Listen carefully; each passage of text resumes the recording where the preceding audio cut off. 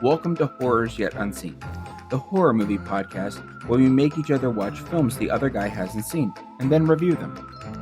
Each episode will have spoiler-free reviews, followed by no-holds-barred spoiler-full breakdowns.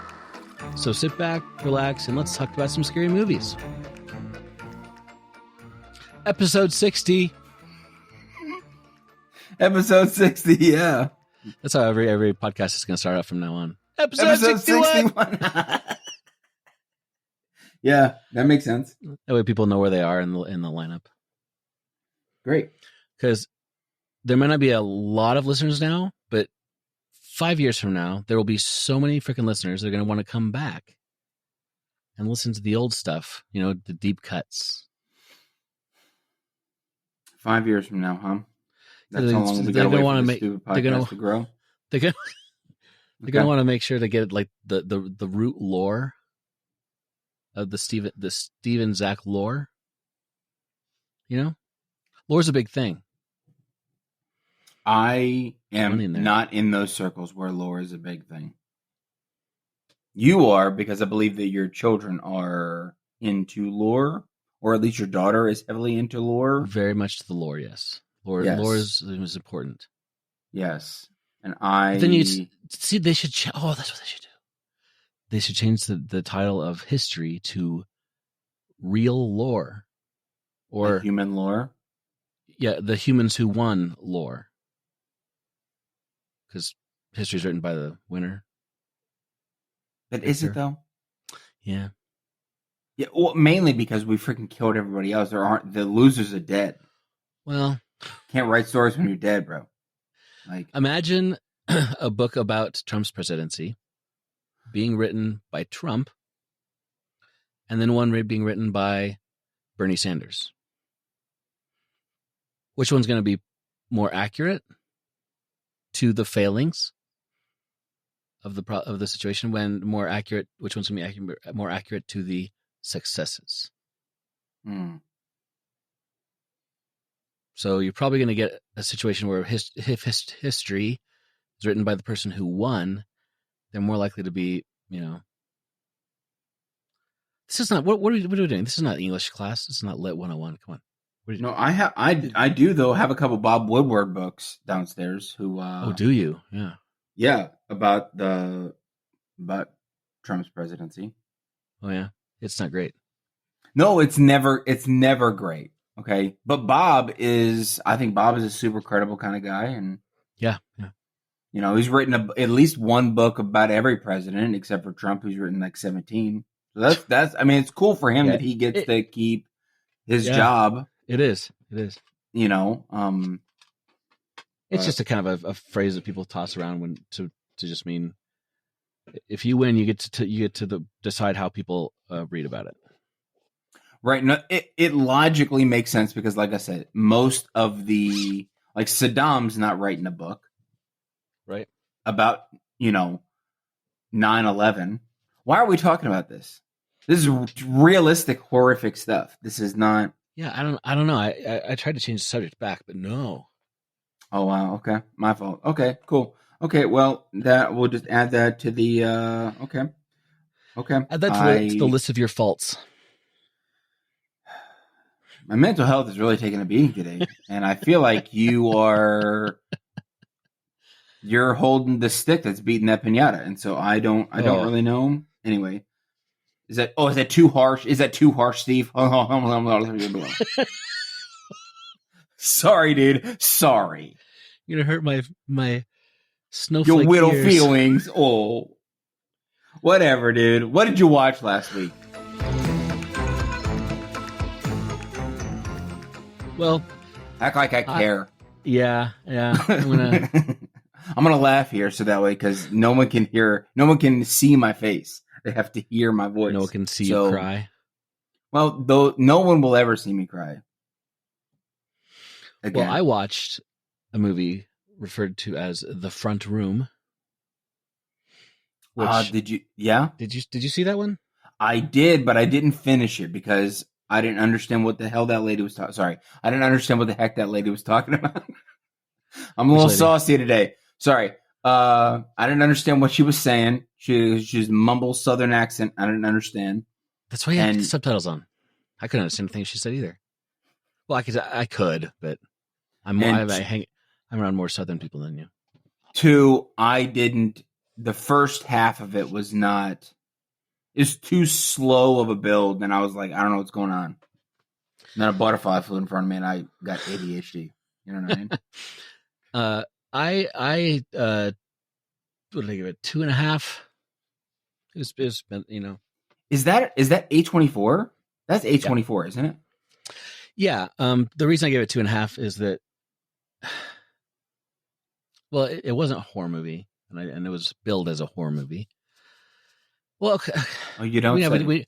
We need to have another discussion about what is a horror movie, because I would love to have this discussion with you. I mean, I've thought Christy and I saw Death of a Unicorn yesterday, which we'll get to in a minute. But I said, as we're walking out, I'm like, "Well, it's good." I said, "It wasn't really a horror movie," and she was like, "What?" I'm like, "Well, okay." There was. I said, "What's the difference between gory and a horror? Just because it's gory doesn't have to be it's horror." She's like, it had scary stuff in there. I'm like, really? She's like, "It's a freaking monster, like, killing people." I'm like, oh, okay, yeah, okay. And so that one was mainly billed as a monster horror movie, right? Yeah, which makes sense when you think about that. Yeah, sure, but I think I have a broken idea of what horror is. Anyway, the front room was good. Is there such thing as like a psychological horror movie? Like that? Yeah. That was because I would probably say that the front room probably was probably a psychological horror movie, even though it was not an overt horror movie. Maybe like right. The Monkey is a horror movie. Yeah, well, it's more of a comedy, Yeah, but comedic horror. Yeah, we're just dividing up the word horror and putting another adjective. No, you're supposed to say sex worker now. What? You keep talking about horrors. It's not the preferred nomenclature. Oh wait, you haven't seen Big Lebowski yet. It's like you probably don't realize how many things I say are from the Big Lebowski. Like I told you, we need to have a double feature day. Talk about where we watch The Big Lebowski because I've never seen it, and we watch Con Air because you've never seen it. And that way we both can be better people. Because apparently it's a crime on par with human trafficking that I haven't seen the stupid Big Lebowski. It was Shomer Chavez. Like, I don't even know. He's a good man and thorough. All I know is that I sent you one TikTok about the Big Lebowski because what's his name is from Billy Madison. Uh-huh. What's that guy's name? Adam Sandberg. No. The guy in the... No. Adam Sandberg. Let's move on. What else did you see, Steve? Andy Sandberg and Adam Sandler. Adam Sandler? It's not that actor. Oh, the different guy. The guy from the stupid TikTok that I sent you. Gosh, be on topic. Gosh, up your stupid dopamine and get a life, bro. Oh my gosh, be present. I think my my special gummies just kicked in a little bit. Did you take a gummy before? Earlier. No, you didn't. This is not real. Anyway, yeah, I did. I forgot. I'm not. Those are the best gummies. Really. Those are the best ones that make you forget. You're like, oh yeah, I don't know why I'm acting like this. It's because you're high right now. Yeah. Anyway, what else? So you saw The Last Supper. What was it called? The front room. Front room, if you've stopped halfway, I won't spoil it, but you can honestly skip most of the movie because it's just this woman being horrible and nasty and getting worse and worse and worse. Yeah. And like more disturbing and stuff, and more racist. And then something happens at the end. You can ruin it. I'm never going to see this movie. So here's my thought. Okay, spoilers. Let's spoil it. This is my thinking.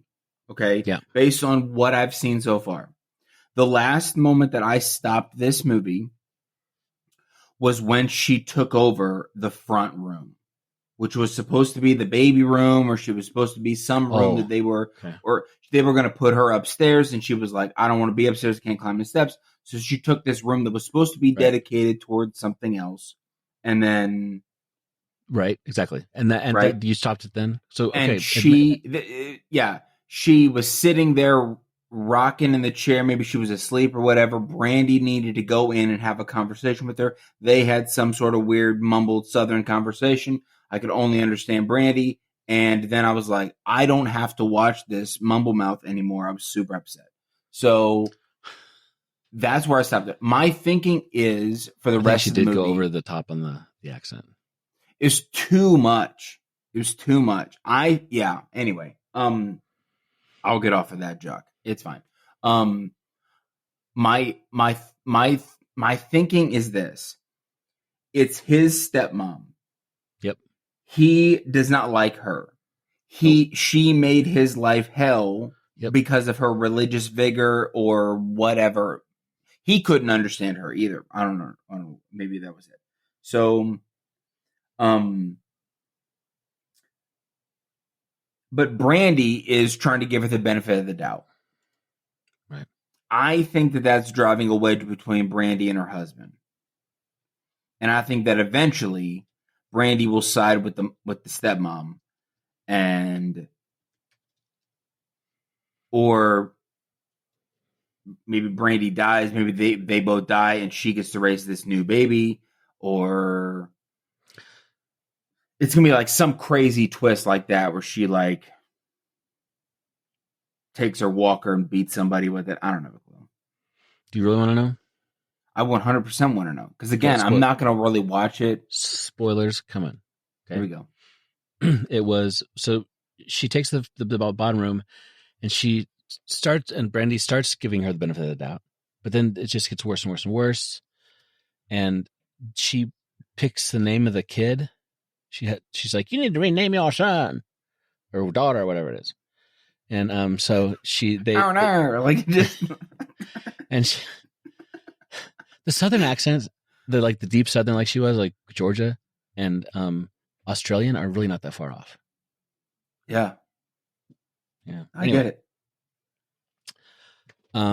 Both countries founded by rejects from England. Both are better than England. But anyway, wow. So she gets progressively more controlling. And that's what it's all about. Just control. And she or doing exactly what her stepson said that she was going to do. Right. Exactly. He's right the whole freaking movie, and she needed to be thrown out in the beginning. The husband is not helpful at all. He's an idiot and a dummy. And he and like he just like leaves Brandy to deal with her. And they start having to take her to the toilet and all this stuff. Anyway. Wait, time out. Is it really his fault? Because let's be honest with it. He was against this. I'm team him. Because based on the movie that I saw, the first half of the movie that I saw, I'm his team, because he was like, yeah, she should not come to live with us. She made my life a living nightmare. I don't want to relive this. I have this trauma. I don't want to do this. Now, it's probably not cool to make your wife take care of her, but I also understand like she's kind of bankrolling everything now. Yeah, and if she gets to live there, they can have the entire fortune. Yeah, so I understand the moral conundrum that this movie proposes. Like, right. would you steal a loaf of bread to feed your family, kind of thing? But yeah, it's not really a stealing in this case. Anyway, no, it's a moral question. Still, like, are you going to throw her out? You have the ability to have your family be taken care of for the rest of their life, right. But you have to go through this thing, or you have to work like crazy and possibly downsize and all sorts of other stuff, and throw your stepmom out in the cold. Like, it is this. Yeah, that's the question that they're trying to propose. And well, this is the woman who needs to be thrown out in the cold and run over by a couple trucks and then possibly defecated upon. She's like the worst old woman in the world. She gets more controlling and overbearing, and she redecorates their entire house with her style stuff when they're in the hospital. She like has everything changed around. She starts inviting her little prayer group over, and they're really creepy, and it gets more. The movie is not heavy handed about like this is an anti-religion movie in a lot of ways. Mm-hmm. It's like a deconstruction sort of thing, because her insistence on Christian stuff, and she seems to have some sort of weird like magic powers in a way. Like there was this little crucifix that she had that if the baby had the crucifix near it, the baby would be okay, but if they moved the crucifix away, the baby would cry. So she was doing weird controlling things like that. Anyway, the Brandy finally gets sick of it and it smothers her with a pillow, kills her. But everybody thinks that she's just old and dead because she's pretty old, and so they cremate her, and now Brandy has all the money, and the husband is happy, and everybody's happy. That's the end of the movie. That's why it got 2.5 stars. It was they pretty could have well did that with the first time that she moved in, right? Then it just showed you how the transition from I trust this woman and she's great to holy crap, this person is ruining my life. So now I'm even more team husband because he was right from the very beginning. Well, at least he believed his wife when she's like, your mom bit our daughter's arm. It's like a bite mark on this kid's arm, and he blamed her, and she's like, look at the teeth. It's the same teeth your mom is missing. And he's like, oh. Yeah. Anyway, so moving on. I don't really recommend it because it's just so uncomfortable. Oh, it's so uncomfortable. Then I watched Final Destination 3 because I wanted something mindless. 3 stars on that sucker. Then I watched Final Destination 4, also known as The Final Destination, because why not just keep going with the numbers? Because the Final Destination 5 is called Final Destination 5. It's like this crap they're doing with Scream. Yeah. It reminds me very much of like Fast and the Furious. Right? Like it's Too Fast, Too Furious, and then it's the Furious or the Fast or Fast 5, and it's like just stop. So it's just Two Final, Two Destination, or what is it? Like yeah. So I watched those 2, and they're both actually pretty darn good. I think the third one is the one about. The third one is when every one of these movies, the exact same movie. Every one of them, there's a big thing at the beginning, like all these people die, but then someone has a vision and they back it up and they dump. Anyway, the people don't die, but then they die. So Final Destination 3, the big thing was a roller coaster wreck, and Final Destination, the Final Destination. The big deal is a crash at a NASCAR race event. Question. Yeah. What is the revelation for 3 and 4? Like in 2, they were like, new life erases death. So she died in the end. And then death left them alone until it blew up that propane tank at the end. But so what was the revelation in 3 and 4 then? The revelation in they have to beat death somehow. What's the way that they beat death? They just kept trying to stop it. It wasn't really as clever as 2. Like they're like, oh, we can't stop it, and then they think both 3 and 4, they think they've stopped it, but then dude, I don't really care if you get spoiled on these things. No. They think they stop it, then at the very last minute of the very last scene, everybody dies that should have died. So it's like they're just very hopeless. Okay. So like literally, that feels like the writers gave up. They're like, we're just gonna phone this in, right? Because exactly. Yeah, They're like, if we keep trying to do this, we're gonna stop making movies. yeah. But they're fun. The kills in 3 and 4 were really, really good. Actually, you only give it a half a star. For what? The Final Destination #4. I don't know that I've ever seen 4. Maybe you misunderstood, which was rated by Zach. Maybe I did. Maybe I thought it was the first one, and I yeah. But yeah, they're fun. And then I saw Maybe that was Death of just the an Unicorn. angry Zach, and he was manipulating freaking Dropping Jekyll over here. deuces all over the place. Yep. Yeah. Or Hyde. Is it Hyde? Dr. Jekyll's the good guy. Yeah. So it's Hyde. Mr. Hyde. Yeah. Because doctors are always good. Wow. Okay. Well. But then we saw the Death of a Unicorn yesterday.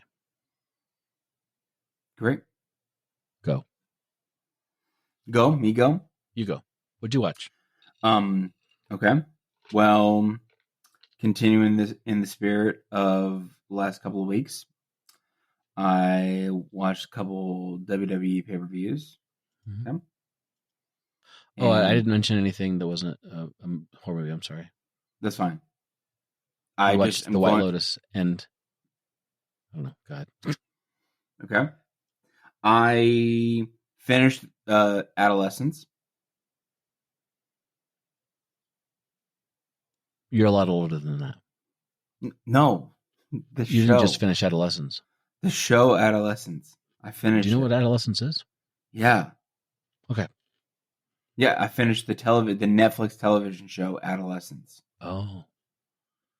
Did you like it? Yeah. I enjoyed it. It's apparently the most streamed Netflix show ever. Listen, I don't trust any of those metrics, okay? I have no way of actually quantifying that. They don't reveal any of the way that they gauge those metrics. Netflix holds on to all of that stuff, so I have no reason to believe that it's anything but propaganda. Wow. There it is. Take that freaking Ted Sarandos, you jag. Who? Anyway, that CEO of Netflix. Oh. They said the same thing about like Squid Game season 2. They said the same thing when WWE Raw came to Netflix. So, the number one, and I'm like, shut up. Who knows? But you don't ever put out how you know any of that kind of stuff. So because you don't put out how, I am left as the conspiracy theorist. It's because computers. Zach. Anyway, I watched Candyman. The OG one? Jordan Peele version. Oh. Okay. Just before I came upstairs, I was about halfway through the movie Nope. Oh, you've seen that before, though, right? Yes. Okay. I was bored and wanted to watch it. I feel like there were some other things that I watched, and I didn't write them down. I have no clue what they were. I also watched Death of a Unicorn yesterday. Yep. 7:40 is okay. I'm at that age. 7:40 is too late to start a movie. Oh, it was like 8:05 before the movie really started. Like the movie actually started. So we had 25 minutes. No, 20 minutes of. Yeah, we did the same thing. No, because it was. Yeah, it was 25 minutes. It was 25 minutes because the movie was supposed to start at 7:40. I was very hyper aware of the number of ads versus trailers. Like, it makes sense that maybe like, so I'm sure that it's just maybe a Cinemark thing, but there's that Nuvi segment. And as a part of Nuvi, all of those are advertisements. I also love that Maria Menounos hosts Nuvi. She comes on and goes, "Hey, welcome to the theater. Now here's some stuff."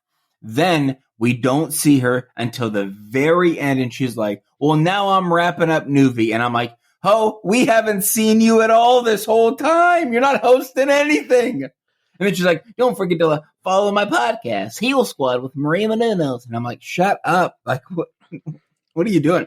So it makes shout out Maria Menounos. Apparently, I'm not trying to crap on her. Whatever. It's just funny that she hosts this Nuvi segment, but we don't ever see her. Anyway, yeah. So that's just a bunch of ads, which fine. But there were like 2 or 3 ads in the trailer segment. Mm-hmm. Oh, really? Yeah, because Nuvi ends, and then the lights go dim. They don't go out; they just go dim, and then we show, the first trailer. There's like 2 trailers in, and then all of a sudden a Motorola or Samsung commercial. And I'm like, what the heck is this? Freaking, what's this all about? Yeah. Anyway. So did you see a movie? I did see, yeah. Eventually, I did see a movie, but it started at like 8:05. I didn't get home till like after 10. I'm an old man. That's all I'm saying. I'm just an elderly gentleman. Zach. Oh. I'm so tired. Yeah. Anyway, just a whiny old man. Yeah, that was that's basically all I saw. Well, you need to update your letterbox. Yes. It's old. It's not updated. A long time. I'm so sorry. Man. Is this your first podcast with me wherein you don't remember the fact that I say regularly that I forget that Letterboxd exists over half the time? Crap about it. Yeah. Right? That makes sense. I mean, am I not allowed to? Yeah. Yeah. That's what this podcast is. 2 white guys giving each other crap. Right. Bromance. Anyway, so it's don't ever use that word. Oh, is that too triggering? Oh, okay. Word. So sorry. Okay. It's like staycation or you don't like the word bromance? Manscaping. Wow. Romance. Staycation. Just those are words that don't need to happen. They're white people words, Steve. They're horrible. I don't like them. Yeah. Okay, well. Anyway. What I know what you did last summer. Dude. They're doing that movie again? I forgot that. Okay. I don't know why we're rebooting this movie. They're doing the same thing? So, okay. Let me read. We got an official synopsis for this. It's not like a 20 years later thing or whatever? That's what I thought it was. I thought because they were bringing back Jennifer Love Hewitt and Freddie Prinze Jr. that it was like and the killer's coming back to get you kind of thing with some new younger characters. Nope. It is a shot-for-shot remake of the 1997 original. Really? So I read the plot. I read the plot synopsis. Here's what it is. When 5 friends inadvertently cause a deadly car accident, they cover up their involvement and make a pact to keep it a secret rather than face the consequences. A year later, their past comes back to haunt them, and they're forced to confront a horrifying truth. Someone knows what they did last summer, and is hell-bent on revenge. As one by one the friends are stalked by a killer, they discover this has happened before, and they turn to 2 survivors of the legendary Southport Massacre of 1997 for help. So, I was like, dude, this is the same freaking movie besides that very last sentence. So I went to my good old friend ChatGPT and my other good friend Gemini, and I copied the very first part of this synopsis. Before it says this has happened before. Yeah. So when five friends inadvertently cause a deadly car accident. So from there all the way to is hell bent on revenge. So I don't copy the last sentence as one friend dies, blah, blah, blah. They turn to these other kids, right? I don't copy that. I go, hey, this was my question to ChatGPT and Gemini. I'm going to just tell you right now. Let me just open it up.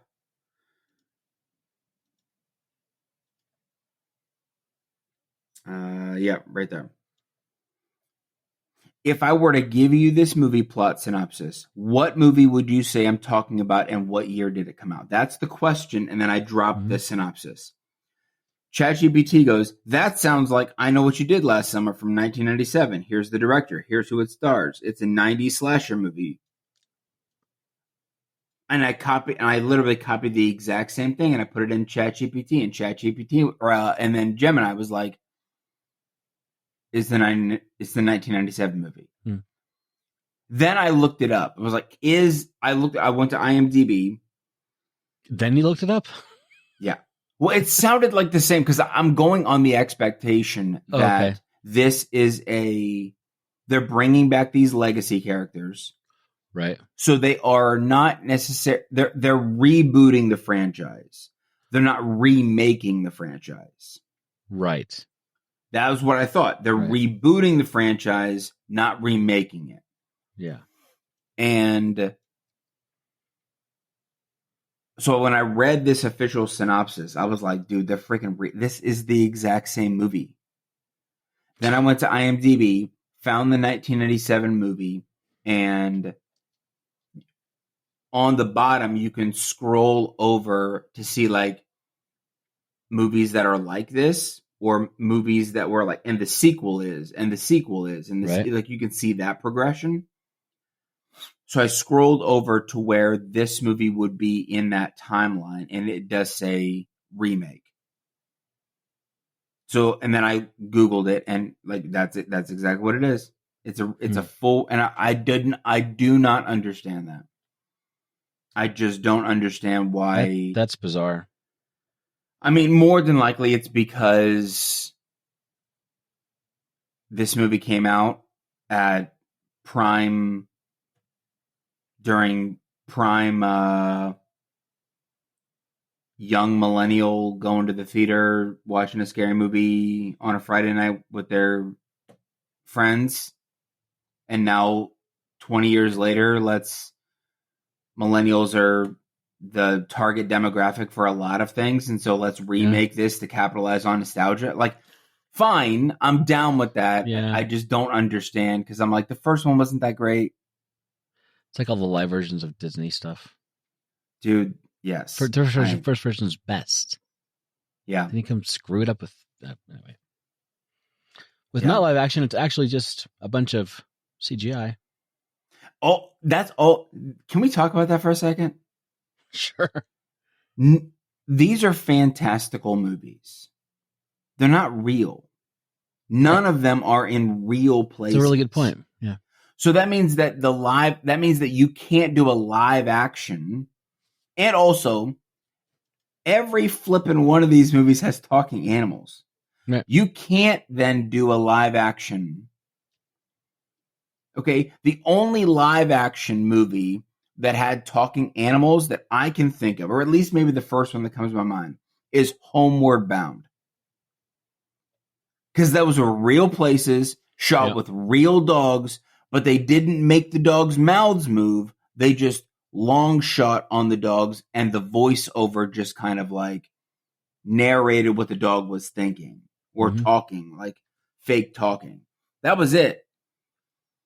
Look Who's Talking is a baby that's a bunch of babies that are talking. It's freaking Bruce Willis, though. But, like, you know.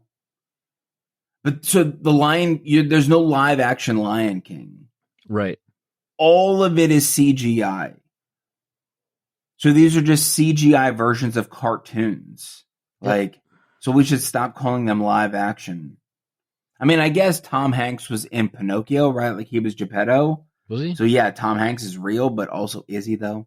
I like, is he? I mean, yeah. Is he really? Is he? It's debatable, I'll be honest. I don't know.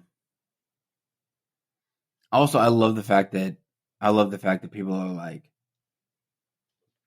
they didn't use little people. Like, I love that argument because I'm like, all right, well, that's fine. That's fine. Did you say that about the cartoon though? Like, no, you did because it's a cartoon. Okay, first things first. That's a weak argument. I get that. I'm digging myself a hole. I can feel it, but I don't know. Well, I'm glad you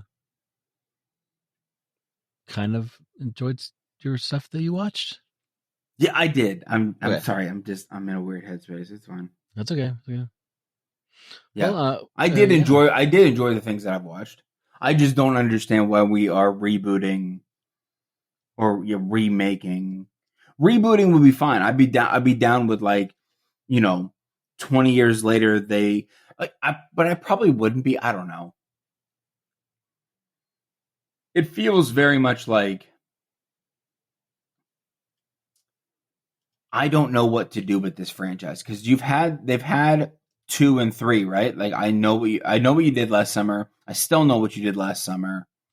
I slightly remember what you did last summer. Like, I don't know what it is. Somebody had to remind me what you did last summer. I don't know. How many of those movies are there? I thought there was just one. No, I think that there's a couple. I think there's at least I know, 3. and I still know, and Yeah. I'll always know. Oh, so 4. No, just those 3. I know what you did. I still know what you still did. know what you did. I'll always know what you did. I'll always know what you did. Yeah. Oh, 4, including the brand new one that's not out yet. Sorry. And now we have this one. Fine. I just don't know what else is there to tell. Like, because all of them are the same movies. Well, You keep thinking that you kill the killer, but you really don't because he comes right back, even though he technically doesn't have mystical powers like Jason. I don't understand. He's just a normal fisherman, dude. He's just a normal fisherman. Dude, hey, shut it. Dude, that's hard. We literally just talked about the Final Destination ones, about how it's the same story every single time, but they're kind of fun and dumb to watch it in a weird way. I guess it's all about the cheese, or the all cabbage, about the cheddar, dude, or whatever. The cabbage. It's all about the cabbage. Yeah, that's it. Cabbage. Yeah. Okay. Well, I hope that they make a lot of money. I'm not going to go see it. What did you think about the unicorn movie? Okay. I rated it 5 stars because I really enjoyed it. Yep. I enjoyed the fact that Jenna Ortega's character was like, she has these principles. Mm-hmm. And she really wants to stand up for her principles, but the world around her is not constructed around principles. It's not constructed around morals. It's constructed around money and greed and power and legacy and all of those things, right? Like, and yeah, I appreciated the fact that they were commenting probably on that. I don't know what they were officially commenting on, but it kind of felt that was at least the vibe that I got. I don't normally like movies that comment on stuff like that. I get really old man about it. But this one, because she was right. Yeah. She's like, yeah, this is the right thing to do. We hit this animal. We need to give it back. This is not cool. And I thought the casting was done really well. Like, that rich family, all of them were just douches. All of them. And yeah, I really enjoyed the casting. Paul Rudd's character, They really did a good. I thought they did a good job of putting you in that the conundrum of where he was moral about quandary. like what The moral quandary. right yeah, because he's like the expectation that he had was I'm gonna go, and if we get this, I'm gonna be on this board, I'm gonna set us up and we're gonna be great. Later on you find out that he promised his wife, spoiler alert, he promised his wife that he would take care, do everything he could, and that's what he's trying to do. But that expectation got in the way of him actually defending his daughter and trying to side with his daughter and heal the relationship with his daughter. The jokes didn't entirely land. I didn't LOL. Sorry. Oh, really? That was a very young person of me to say that. I LOL all the time in that movie. I didn't laugh out loud a lot, but that could be the fact that the people sitting next to me wouldn't shut up, and I was really upset. Doing that during a movie? We're talking? Okay. Who are these people? What? So sorry that you have to deal with that. I don't understand, Steve. I just don't get it. I don't get it. I mean, besides the old person rant that I went, or the very white person first world rant that I texted you yesterday about them choosing to sit immediately right next to me and not leaving a space in a full theater. I'm like, what are you doing? Urinal rules here, people. Like, at least leave a chair. But the person who would have been sitting directly next to me kept talking to the person beside her, like in her group, at like this low volume, like this whispery low volume. I'm not joking. The entire movie. Wow. Like from the moment that the words A24 came across the screen until the very end title card, she didn't shut up. And it doesn't matter whether she or he, that doesn't matter. They didn't stop. Like, enough with the silence your cell phones in. Also, here's another thing. Here's another rant. Okay? If you're the guy or the girl who turns your flashlight on when your cell phone goes off and it does the little strobe flash, you don't get a phone anymore. You know that you can do this? Did you know that you can do this? So it flashes instead of rings or vibes? Yeah. Yeah, so it can vibrate, right? So you turn your phone on vibrate. But then it also, there's this extra feature that you have to go into the settings and dig around, wherein it flashes. And I get that. If you need it. Right. But it was so distracting that this person was getting calls or text messages, and out of my periphery, just every now and then to see this strobe of you getting a text message. I'm like, shut your, like, I wanted to, dude, I was not entirely in, I had to really focus. Yep. Which is why I think that movie theater police should be a real thing. I think that it should be a real thing, and I would like to volunteer as tribute. I would like to do that. I think I'd be great at it. I think I have the right temperament. I think that it would relieve a lot of the pressure cooker-esque tension that I feel in my heart all the time when I'm in the movie theater. But I don't, and it's not even younger generation. There was an older couple in front of me that was passing the popcorn back and forth, and no, I don't want any. Out loud. No, I'm good. Shut your old mouth. Like, dude, don't. Just it's crazy. So I didn't LOL. The jokes were funny.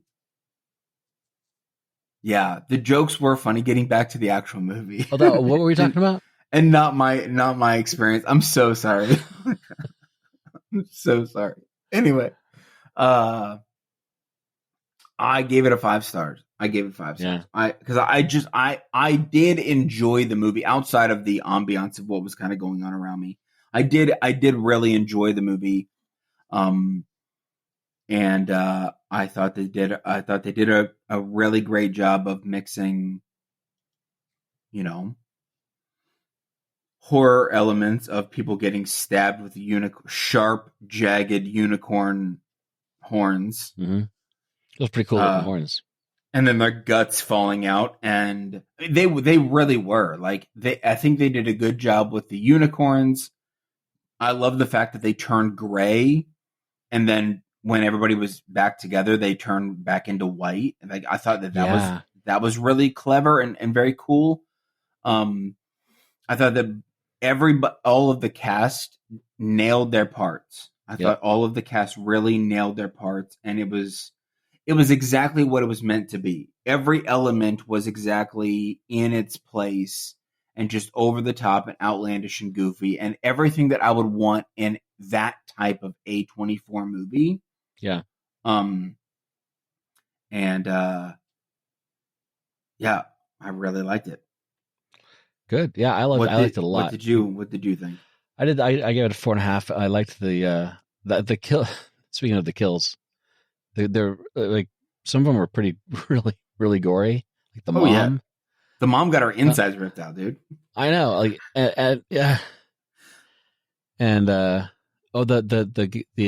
gal who's like the assistant lab gal. Dude, she got ripped in half. Right. She got ripped in half. Yeah. That was crazy. Yeah. So I was hoping that she would escape because I was like, she's trying to do a good thing. You can see, but she wasn't really. She failed the test because she went and cut the horn off the thing. She's been doing the, she failed the test because she could have been a pure of heart maiden or whatever. Well, she did like give the body back, but then she ran away, and the real test was don't turn your back on a unicorn, bro. Don't turn your back on a unicorn. Yeah. Don't saw its baby's horn off and bit it in the head. I mean, come on. That was hilarious. That was the first actual like real LOL. First off, that scene, I jumped out of my skin. I scare very easily, like physically jump very easily. The scene on the road?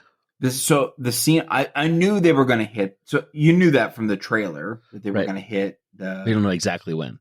You don't know exactly when, but you kind of do because like the entire time Paul Rudd is driving, I think that thing is on autopilot and he's just steering the car just a little bit. He's got maybe his hands on the wheel because he was so distracted the entire time he was driving on those windy roads that I was like, no way. He's fully having a conversation looking at Jenna. He's not looking this way. No. He's fully looking that way, driving for yards. And he's blowing his nose. Every movie's like that. Dude, it was crazy the amount that he was not paying attention. So I was like, yeah, of course he is going to hit somebody. Of course he's going to hit this thing. But the fact that she's having this crazy out-of-body experience and then he fully bludgeons the unicorn and it just sprays everywhere like blood, this rainbow blood everywhere was really funny. But the impact of them hitting, that sound in the theater was very loud and I did jump out of my skin. Yeah. There are a few jump scares, but like for the most part, I really liked it a lot. I didn't like the very, very, very end.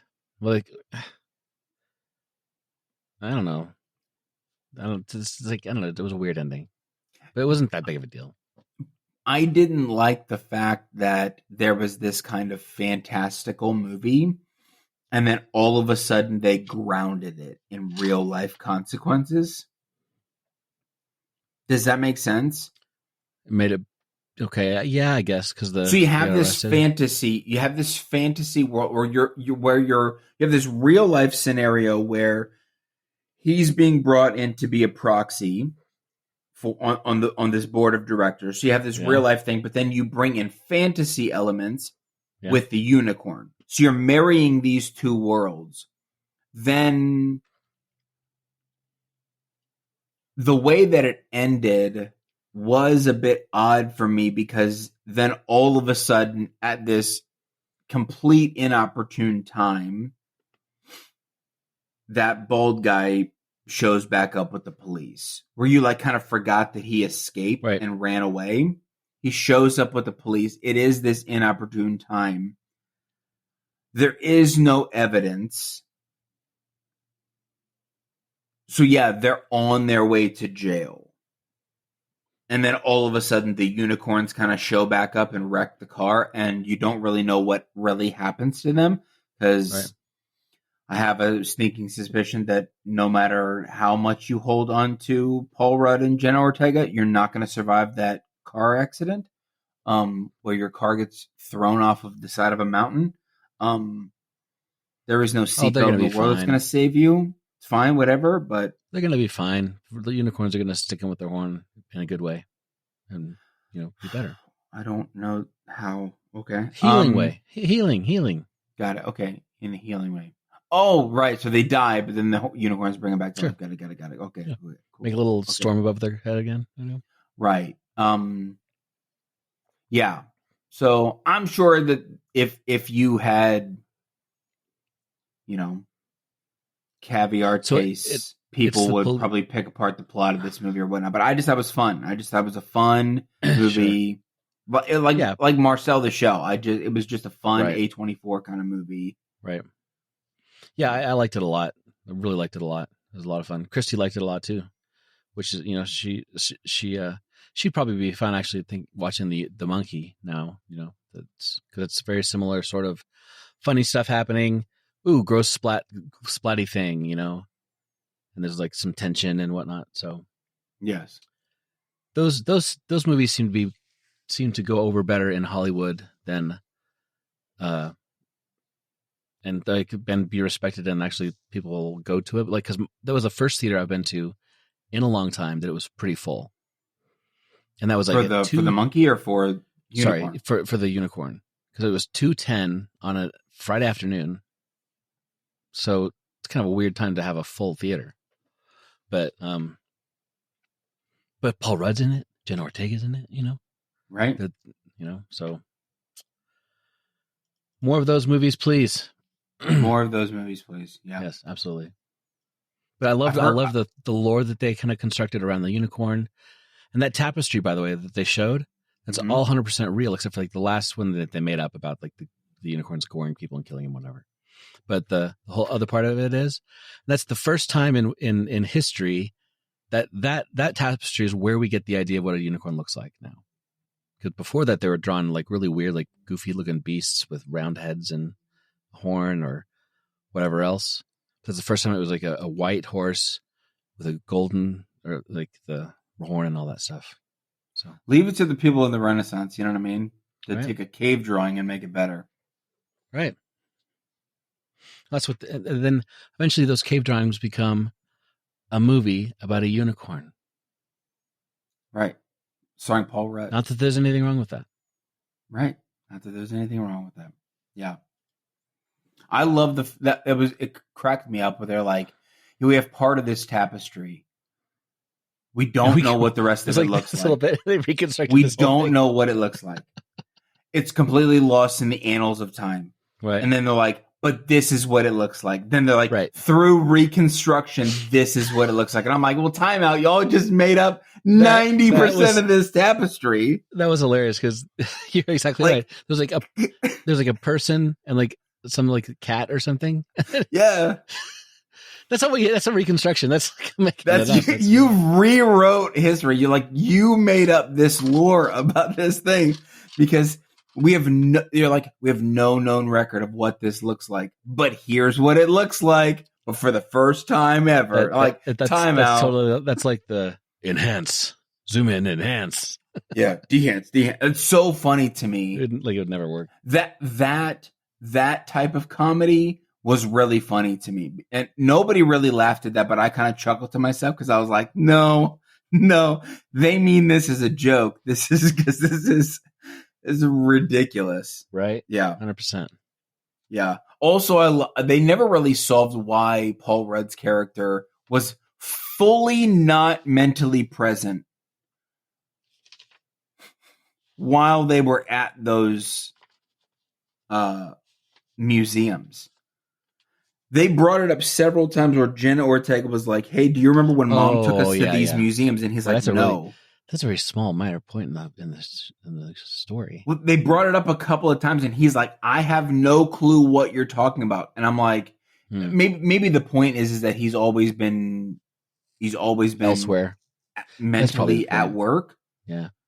And he's never really been present with his family. That's probably the correlation, but they never landed anywhere. Mm-hmm. Yeah. But obviously I'm getting caught up on something that is not really plot related.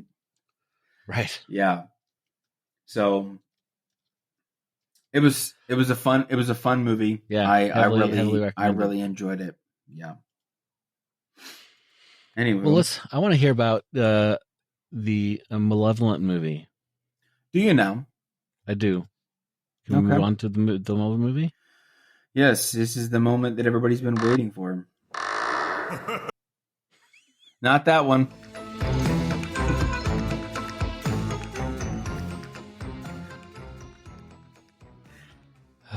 We are a professional podcast. I'll have to send you a screenshot of what these buttons look like. I'm like, how am I supposed to freaking know what these things are? Well, I was just thinking, if only we had the ability to label buttons. Like, I've labeled them, but they get truncated and you can't see what they say. And oh man, stupid truncated. I hate that. Life is tough, dude. Okay, Malevolent. Are you ready for this? Oh, did you send me an image of what they look like? Yeah. Yeah. That's not... Steve, I need you to reach out to these people, and as a UX designer, I need you to help them along. Redesign these buttons. Anyway. Sorry. Minor problems that nobody knows that we're talking about. I feel seen and heard. Thank you. Yes, I fully understand. You have labeled them properly, but because the design of them in real life, IRL, is right. Bad. It's very in the bubble thinking. Like it's like we've made this program that we ourselves do not use, and we made it for people to use, but we don't use it. So because we don't use it, we don't know the problems of it. We're just gonna Classic UX problem. Unbelievable. Anyway. Malignant. Okay, so not malignant. What is it? Malevolent. Here we go. Spoiler-free review of this. Let's dive in. Good movie. Has decent bones. Definitely worth watching. Not as bad as I thought. These aren't things you're going to hear from me during this review. Folks, if there's any proof that the paranormal horror genre is literally the worst movie genre in human existence, this movie is all the proof that you will need. The movie Steve assigned me this week was Malevolent from 2018. Malevolent is directed by some guy who has 18 different names, and all of them are Norwegian, and you can't pronounce any of them. Here we go. Ready? Olaf de Flor Johansson is what I got. That's the whitest pronunciation that I could possibly give. The ratings for this movie. You ready for this, Steve?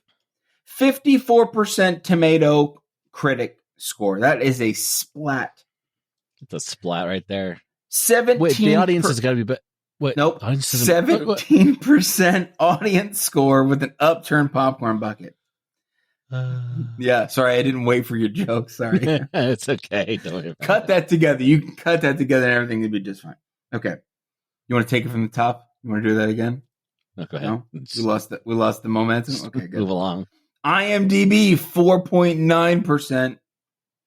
No, not percent. 4.9 out of 10, sorry. And Letterboxd 2.2 out of 5. A quick plot setup.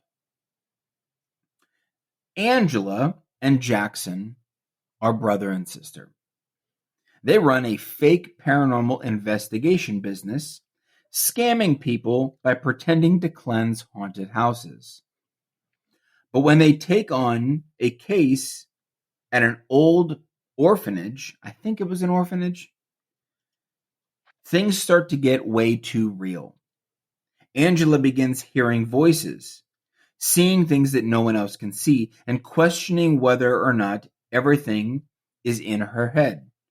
And it turns out some ghosts don't care if you believe in them or not. Turns out. Spoiler review. As if that wasn't a spoiler review. Here we go. The breakdown of this movie.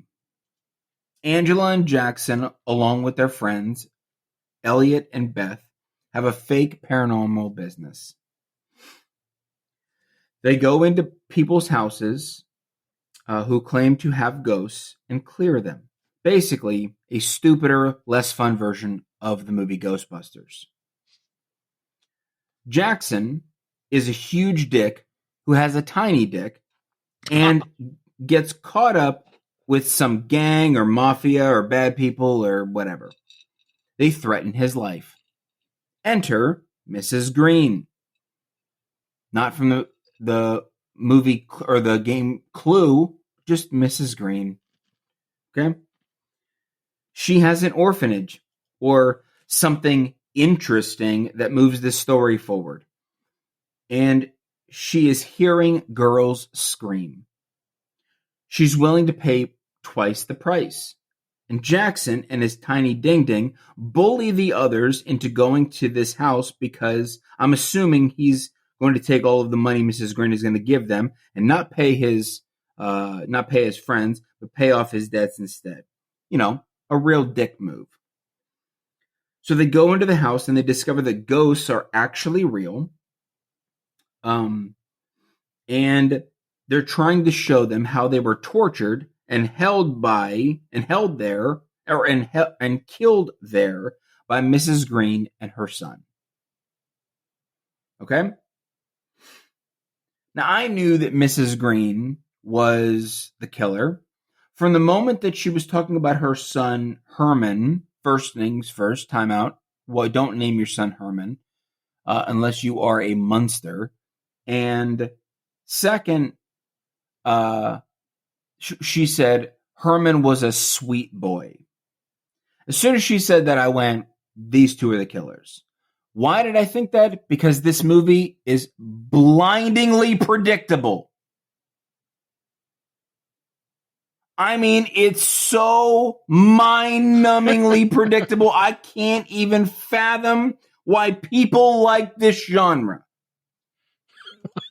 It makes me so fake upset that I can't even think straight, Steve. Okay. That's literally all the breakdown. That's all I wrote down for the breakdown. Okay. That's all you need to know. Expectation. Let's move down to the next subject. Expectations versus reality. My expectations were low for this movie. Paranormal movies are for people who don't know what horror really is and don't get a flavor when in their snow cones because ice is flavor enough for them. Do you get that joke? I get it, but like they're bland. These people are bland and boring. Yeah, like white bread. Yeah, they're freaking saltines without dry the salt. like toast. Do you remember that in My Big Fat Greek Wedding? That's a perfect way to describe people. Is when the head of the household, the dad is like, they're dry like I probably shouldn't do the accent, but because that's probably cultural appropriation or whatever. But whatever. That's right. He was like, they're dry like toast. It's really funny. Yeah. In reality, so that was expectation. My expectations were low. Yeah. In reality, this movie's plot is predictable and boring. There are hundreds of movies exactly like this in this genre. This genre is boring and stupid and needs to die just like all the ghosts in their stories. Okay? Should you watch it? Wow.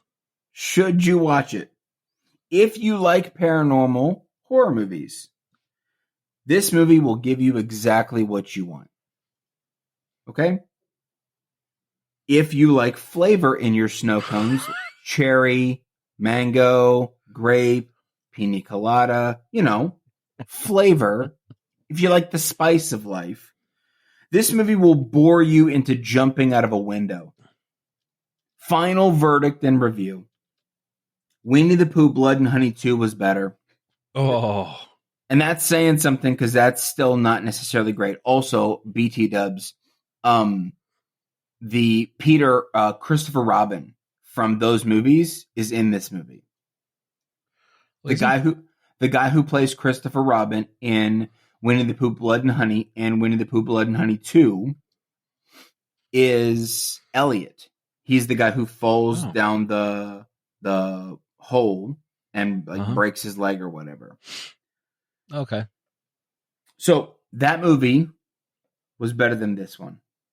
This movie is a 0 out of 5. It is a flaming ghost of a smoking hot turd.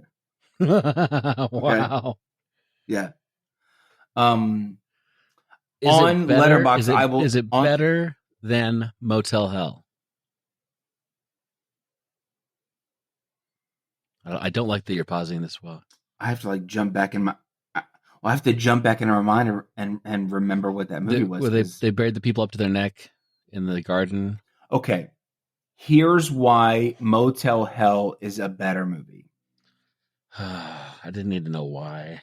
I can stop. You don't have to. I don't have to answer that question. I don't have to finish that statement. The answer to that it's only better. It's only better because you kind of give a little bit of grace to the 60s, 70s, 80s kind of cheesy horror movies because they're doing the best creatively that they possibly can, since they're technically really inventing a genre and maybe pushing some bounds and things. Yeah. So, but that's really it. You're giving them grace because of that. By 2018, we should have kind of a grip on some things. And so the fact that we keep on keeping on with paranormal horror genres is... It's been done. I've said this before in this podcast. It's all been done. There's nothing we're adding. It's kind of like my complaint about the remake of I Know What You Did Last Summer. It's like, what are we adding? This is only a cash grab because Jennifer Love Hewitt and Freddie Prinze Jr. have spent all of their money, and in order to keep their SAG-AFTRA health insurance, they need to star in a couple movies this year, and so that's it. That's all this is. It's just a cash grab, and because of that, there is no life in it. That's pretty bleak. There is no life in any of those types of... It's about dead people. There's no life in that. Okay. I love that joke. That's such a stupid joke, and I love it. Yeah, of course. There's no life in a dead person movie. That's fine. Yeah, I understand. Yeah, okay. Touche.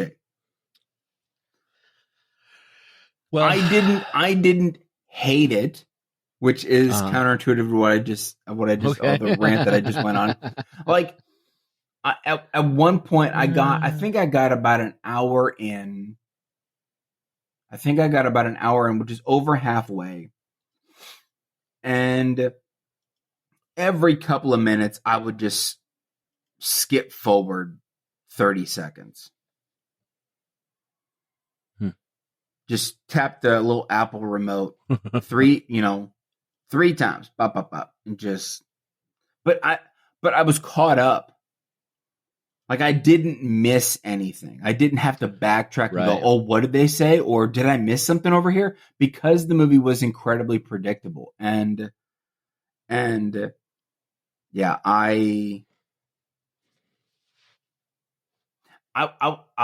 yeah.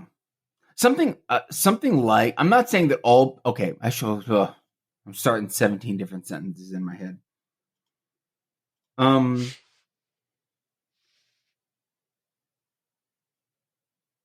The movie Paranormal Activity was probably the last, maybe actually the first paranormal movie that I was not blown away by, but I was like, ooh, this is kind of interesting. And then 2 came out and I was like, what are we doing?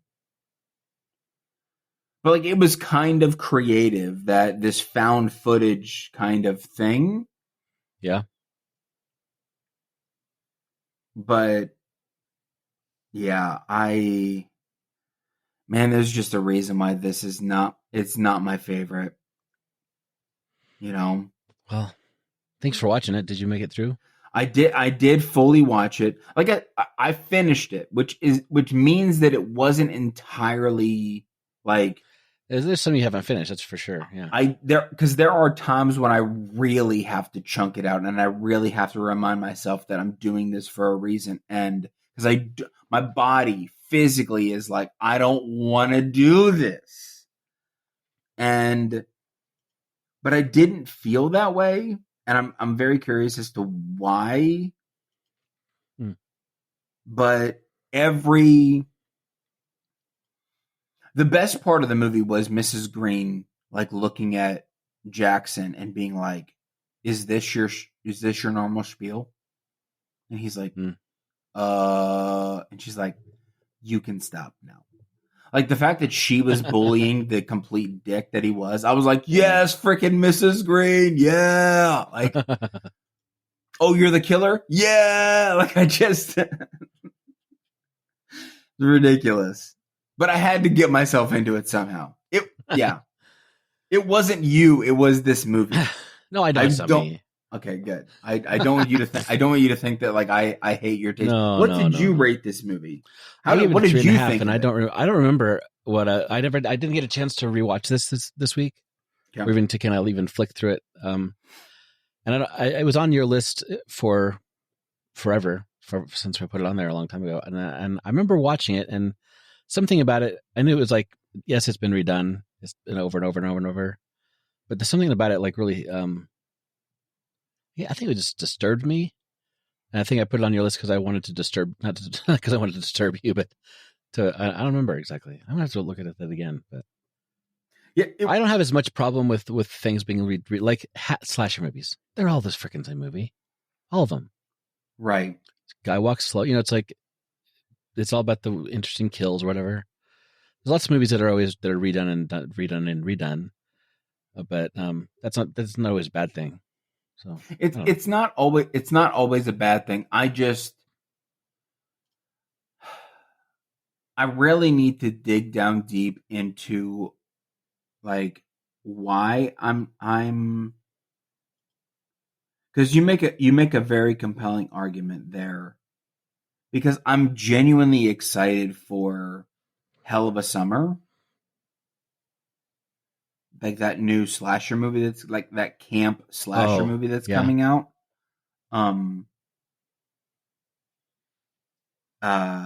What is it, April 4th or whatever it is? Yeah. But it will be somewhat predictable, but I'm not bothered by that. Mm-hmm. But here in Paranormal Land, I am. Interesting. Maybe it's, I don't know.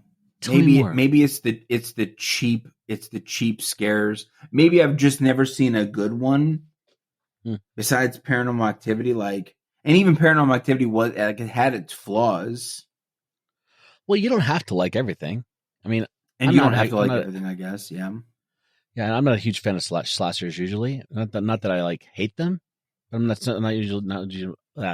I don't see this thing that says slashers and I'm like, ooh, I want to watch that. Yeah. If I see if I hear it's a slash, I'll watch it. Oh, fine, whatever.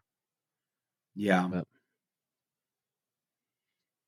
I'm not as much of a fan of because I think I just don't get the joke sometimes. I'm not as much of a fan of like super like over the top trying to be goofy, but trying to be serious at the same time movies. Well, example? Like movies that you could take as completely serious, but when you look at them again, you're like, oh, they're just being stupid.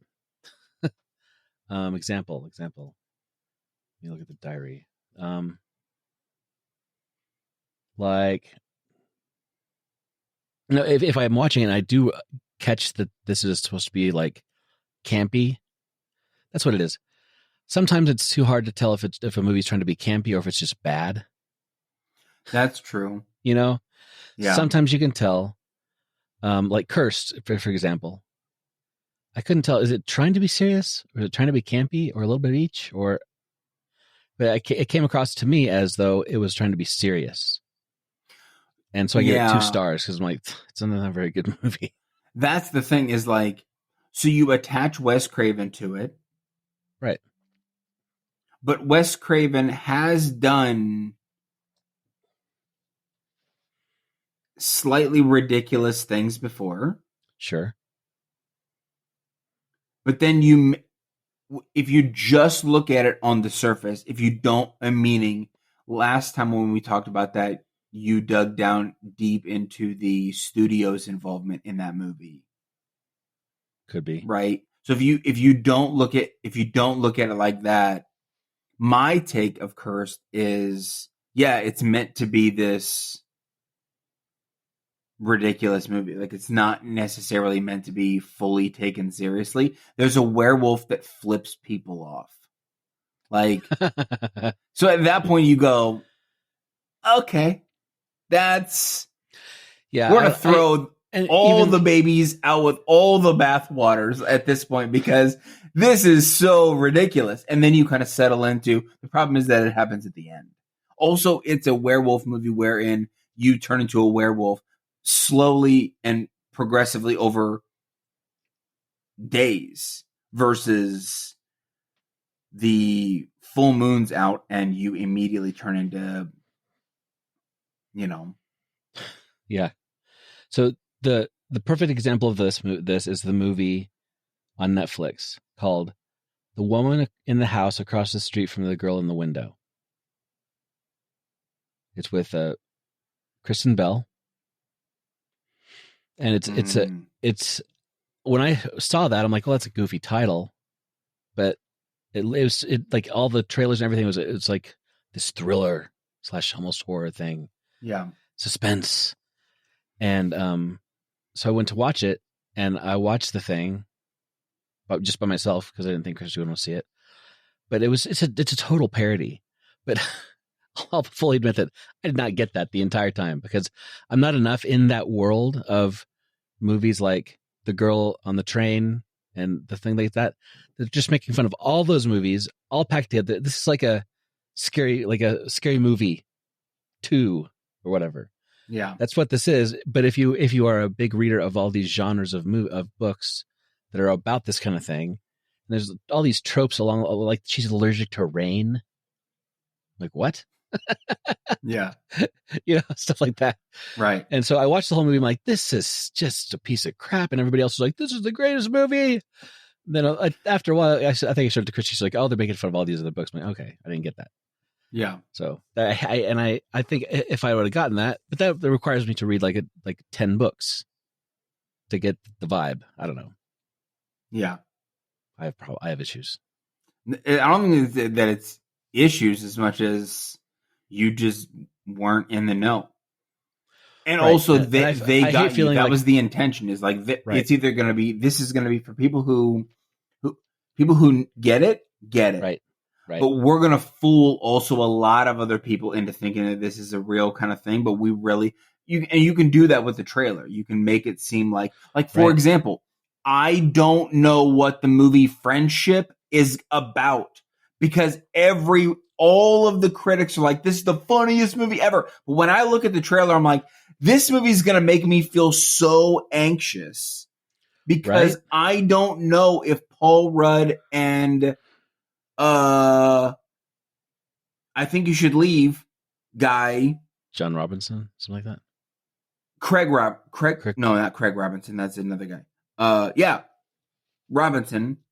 I don't know if they are if this is just a spoof because the trailer is such that it's slightly serious. It looks like like a promise, like a single white female sort of situation. Like, seems like a nice person at the beginning, and then they get turned creepy and scary, and they want to kill you. Right. Like, and the thing that throws me is like, oh, yeah, you always sit on the couch. You always sit in your chair and watch whatever. You should go over to the neighbor's house and have a couple of beers with the people.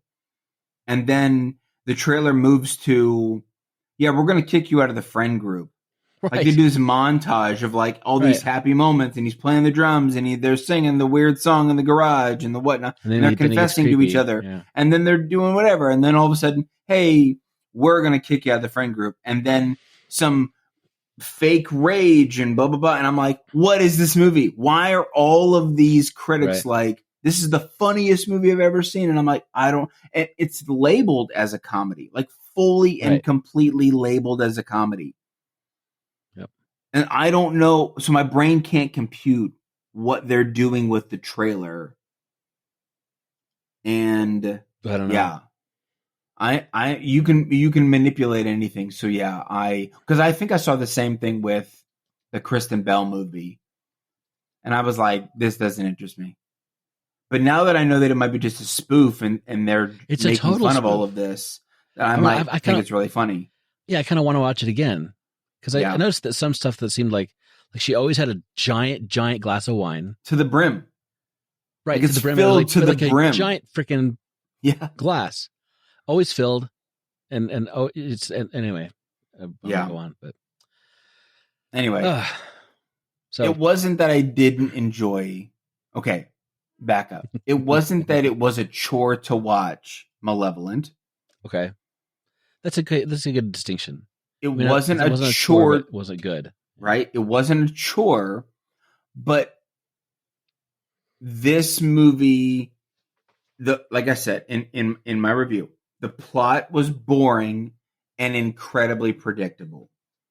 And there were no secret twists and turns. And I like that in a movie. I like thinking that it's going to go this way, but then it goes that way. And I'm like, whoa, what the heck is going on? Like, the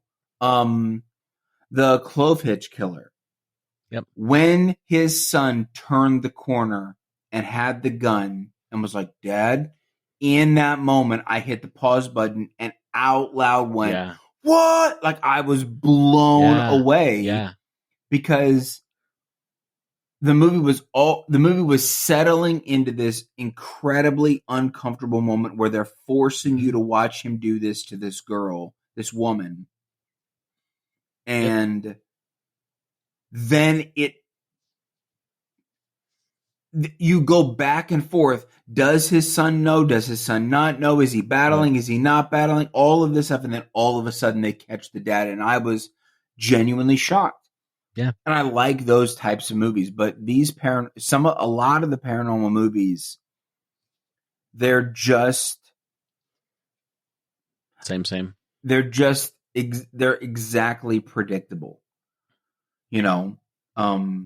Once in a while, one comes along that's very different, like the what's that comedy one that the guy's like live streaming as he's doing it? Yeah, Deadstream. I was fine with that one. It's a paranormal movie, right? Yep. But it was freaking hilarious, and it was hilarious. Really, it was unique. Yes, as well. And its low budgetness aided in the type of story it wanted to tell. It didn't need to be this massively big budgeted movie because it was told from the low budgetness was hidden by the fact that they were like, yeah, this guy's a YouTuber. Well, yeah, of course, unless he's like freaking Mr. Beast, he doesn't have billions of dollars to blow through. So of course we can low budget the heck out of this and make it weird with that lady sticking her finger up his nose every single time, and then her nail falls off in his nose, and you're like, oh, dude, it's gross. But that movie wasn't bad. I love that movie. I should go watch that movie tonight. Like I should go watch that movie. That's a good one. Anyway, that's it. Enough about Malevolent. It has Florence Pugh in it. There you go, Florence Pugh. Woo, we love Florence If there's Pugh. only a positive, like that's it. It's early Florence Pugh's work. It's not any of her good work. She's not necessarily a bad actress in this movie. Nobody is a bad actor or actress in this movie. But the plot is just bad. Olaf didn't do a very good job. So, I love some of the reviews. 50% of this film is just shots of Florence Pugh walking with her back to the camera. Yeah. Yeah. Best thing was Florence Pugh in a tank top. Dude, yeah. Crazy. Now we're just trying to find silver linings because we wasted our time watching this movie. Costume person gives character a Walkman and does nothing else. It's the 80s. Yeah. The movie's okay. Well, let's move along.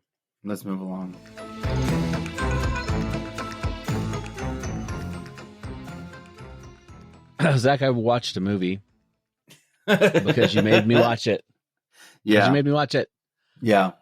I kind of enjoyed Halloween. Just called Halloween, right? The 2018. Yeah. 2018. I enjoyed that one. Because I kind of like how Hollywood's doing a lot of this, kind of like the Star Wars thing, like 40 years later, same characters, just like as that universe has progressed. It's kind of fun, Yeah. You get to see like what if your characters had been in real life or whatever. But they did that. They've done it with a few properties these days, and they did that with Halloween here. Halloween Kills was not as good, I felt like, but it was okay. But I wasn't a fan of how, like, I don't know. That was the one where like the entire town suddenly turned to evil, and like just kill Michael Myers, let's kill that one. Yeah, I did. Yeah, it was not as good. And then all of a sudden, on a dime, they were like, "Yeah, we don't care anymore." Right, absolutely. Like they killed that guy, that mental patient, right? And what they did in the second one was how they kind of kept talking about how Michael Myers is the personification of evil and all this stuff, and he's like poisoning the minds. It's started pulling in this like a supernatural aspect of the whole thing. I'm like, come on, he's just like a killer. He's like a bad guy that just will get you. He's not poisoning the minds as much as the people who are saying. Everyone who says that Michael Myers is poisoning, they're the actual poisoners. They're the ones who are poisoning. Right. Like the fact that at a random karaoke night, 40 years anniversary of the survival of these people.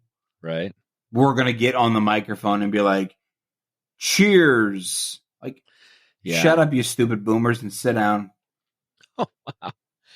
I'm sorry to all. I'm sorry. I wasn't a fan of them pulling that in the second one, and they really pulled it in this one. And I was not. They should have left it out, pulled it out. Do not go in, pull out. Yeah. And so this one, I had heard that it was a load of just like a load of crap, just an absolute piece of just slimy poop. Yeah, people did not have a very good reaction to this movie. Like the cat poop that you find that's got to be like half of their intestine with it. It's like kind of glistening and okay, and we don't need to stop using adjectives to describe the cat poop. We get it. Squelchy. Oh my gosh. Moist. Anyway. Stop. That's what they did. I heard this was bad. It was cat food bad. And so I didn't watch it. And then Zach, toddles on over here and goes, "Hey Steve, let me ruin your afternoon." And I'm like, "Yeah, Zach." And he's like, "Haha, you have to." And so I watched it. And it was not good, Zach. It was not a good movie. So talk to me about what you think. What aspects were you not? How did they make you feel? Exactly. How did they make you feel?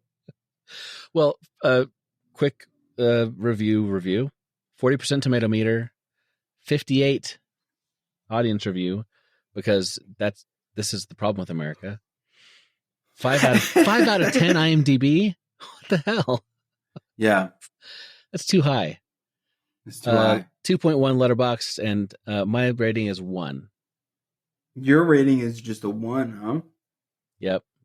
It felt like giving it too much respect to give it a half a star, because then you get you can be in the 30s. This is not, you don't get the honor of being in the 30s. This one. So you gave this dude, you gave this movie you were like, it's not worth a half a star, so I'm going to give it a full star. That is some crazy. And your thinking is, I don't want Zach to bring this back up at the end of the year and give it an award. That's partially amazing. And just for that, I'm going to make a note of this and I'm going to freaking give it an award. You've already sealed its fate. Tune back in December and we're going to talk about this turd of a movie. Anyway, this episode might just get the turdy for the 2 worst movies we could have given each other. Boy, so it didn't start out good. I mean, it's okay. Actually, okay. Let me swim back up. Yeah. Okay. Spoiler-free review. This movie is after they thought they killed Michael in Halloween 2018. They thought they killed him again in the second one. Right. He disappeared. Oh no. Oh, where'd he go? And then this one, it's 4 years later, I believe. Something like that. And like there's all this talk in the town about how things like Michael Myers is making things evil. And but is he coming back or isn't he? Or what's going on? And then there's this other thing going on. And that I can't say without spoiling things. But the thing, the acting, I think we have another situation here in which the acting is probably could have been better, but I feel like this is like the direction, because it was so consistently crappy. It had to be the director saying, "No, do it this way." Yeah, like the bad. So I'll get into more of that in a bit, but bad acting, horrible dialogue, some of the worst dialogue ever. Because everybody, I remember this. The second one was like this. Everything anybody says is like this poetic, like masterpiece of oration type of thing. And like, it's like they're holding court and like saying all these fancy words, and that's not how people talk. Right. And then so the acting was over the top. The kills were kind of boring, except the one of them. And I don't know. It just was. It was such a contrived. I just didn't like it at all, Zach. Yeah. The storyline was just not good. Anyway, so I will stop there and say, I thought you liked me more than this, but it. And honestly, though, I did kind of like. I kind of wanted to finish the trilogy, just from out of a sense of completion. That was why I assigned you this movie, because I'm like, you've already seen 1 and 2. You might as well just watch this movie. Might as well. But because you didn't have a good time watching 2, I was like, he's probably not going to get around to really watching Halloween Ends. Yeah. I'm going to assign it to him just to get him to watch it. Well, even though I knew what you were in for. But it's also the fun of the episode is like hearing how bad of a movie this was. Oh, you're a dark, demented man. I know. It's called creating content. Well, let's create content. Move on to spoilers for Halloween Ends. Not that anybody gives a crap. Yeah. No one cares. So No one cares if we spoil this movie for them. First of all, way too much of that doom bass that they put into horror movies, by the way. Okay. Doom bass. What's the there's a certain bass in horror movies. In 2003, British scientists showed that extreme bass used in film scores can produce deeply emotional effects in humans. This includes anxiety and chilling sensation often found in horror movie scores. Okay. So it's called infrasound is the term used. It's like infrared is a certain shift of red that's so down the spectrum that you can't see it. It's there. You can feel it, the heat from infrared, but you don't see it. So this infrasound is, but it's this low sound that's like scientists tested the effect on audiences in London at a concert, and some of the music contained 17 hertz infrasound, which is so low you can you can feel it, but you can't hear it. And other pieces didn't. Anyway, the people who hear this, it hits your body in a certain way, and we don't know why it's that way, but it makes you feel uneasy and unsettled. And it's kind of a cheap thing that people do at in horror movies, is to put in this low bass to physiologically make you enjoy the movie more. This could be scared by the movie more. Now, do you think that if we stop doing that to every episode that we release, we'll gain followers? Because I know that's been an experiment that we've been trying here. Yeah, is to add this doom bass to every episode, and we haven't gained any traction at all. And so my thinking is that if we stop, maybe people will start liking our podcast. Yeah, yes. I could be completely wrong with that. I'm just grasping at straws as to why they don't want to listen to our cheerful demeanor. I'll tell you what, for this episode, maybe not this episode, maybe the next episode, I'll take it out. Definitely 61. We'll take it out. Sure. Well, so to be clear, it's called the fear frequency of this doom bass thing. And it's actually, I would consider it good sound design to have it in there at certain times. But I could tell that this bass sound was in the entire movie. Because I started watching it, and Christy's like, I'm like, oh, do I need to go to the basement and watch it? She's like, no, you're fine. And we recently for Christmas got a nice really nice subwoofer and surround sound system. Mm-hmm. It's really nice sound up there. But the subwoofer was like it was turned up a little too high, and it was like rumbling the entire house and like rumbling your innards, and which is like every single shot for the entire first 15, 20 minutes had that bass just rumbling through it the entire time. Yeah. And I paused it, and Chrissy's like, oh wow, that really, I feel better. It's like I didn't realize that was bothering me so much. Yeah. But so they just overused it. That's all. I'm whining about sound that you can't hear, but it's not whining. Like the whole point of this 2018, I thought was a really good movie. I thought it was good, yeah. But then I don't know, something happened with the execution of Halloween Kills. I understand the motive. The motive is we unleashed the beast again in Halloween. Right. Then we think that he's dead. Yep. But leave it to our first responders to fork everything up. I'm sorry, that was mean. No, it's just a joke. It's just a joke. We're talking about a fake movie here, people. A joke. Also, you're firefighters. Knock it off. Anyway, it's just a joke. It's just. I don't know what you're talking about. Go ahead.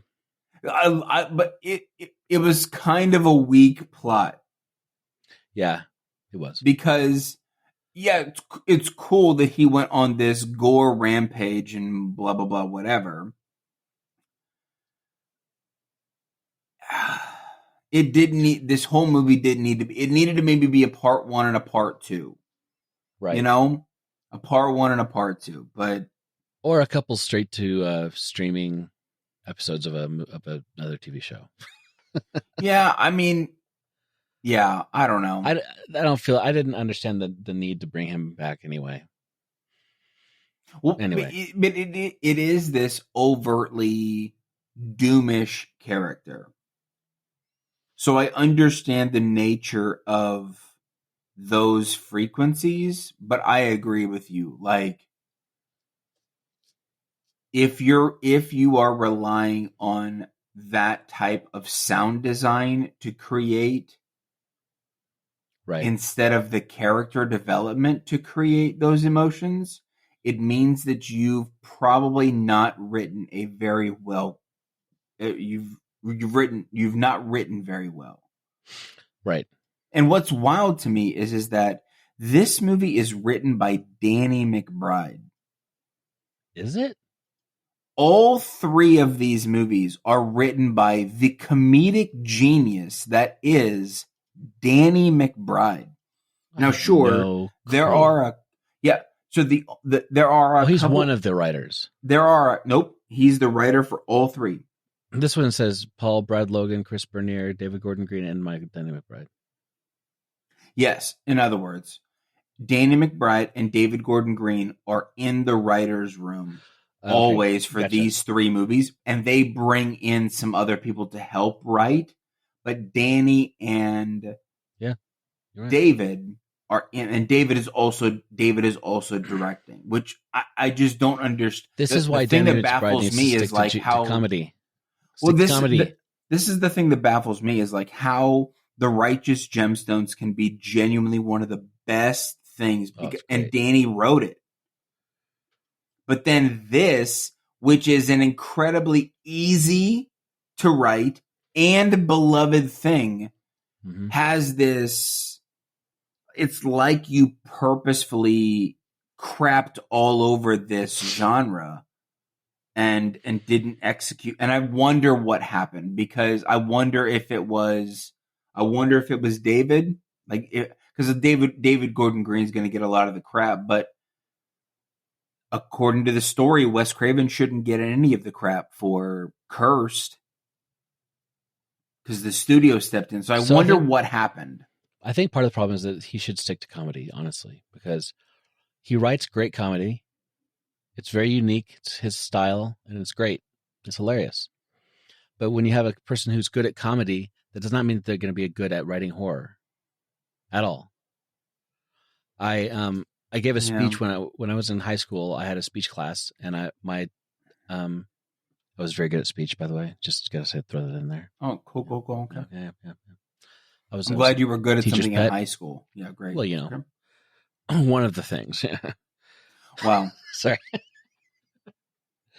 I'm not going to take any guess as to what you were talking about subliminally there. Stop. Nope. No, I don't want to hear it. Nope.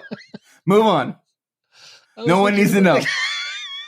No one needs to know. Anyway, there was a sub teacher on the day I was giving my final speech, and the sub teacher didn't know anything about speech, but she gave me a really crappy score, and she gave everybody a crappy score. I'm like, you shouldn't have it anyway.